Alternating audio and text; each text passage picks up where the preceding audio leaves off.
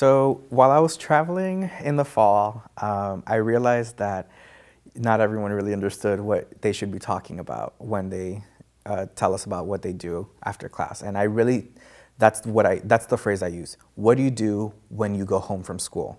So for some students, that might mean significant family responsibilities.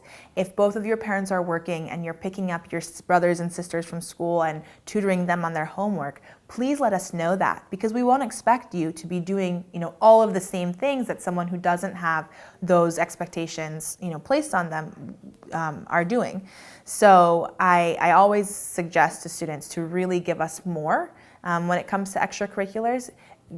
Everything outside of the classroom is really what extracurricular means. Leadership positions are great because they show commitment, but we want to make sure that students are doing things that are meaningful to them, that they're spending time doing them, and they're doing them well, whatever it may be. If you're spending your time by, learning how to build Formula One racing cars, because that's what you want to do, and there's no club for that at school, we still need to know that that's what you spend all your time doing, especially if it's something that you're accomplished in. What we also want to understand is how the student has really made an impact in their school community or greater community through the different interests and passions that they have. So admission is also going to look at your summers and what have you done in your summers. Ninth grade summer, probably not the most important summer they're going to look at, but certainly 10th grade, 11th grade summers, they're going to start to take a look at what are you doing in that time frame. That doesn't mean you have to go and spend a lot of money on a program to look impressive to a college. My advice to you would be,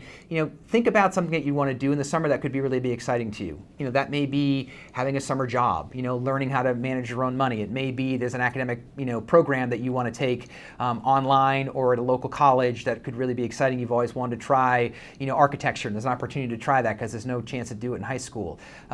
It doesn't have to be something fancy. It has to be something that's really exciting to you. Ultimately, what we want to see is depth. What we want to see is commitment.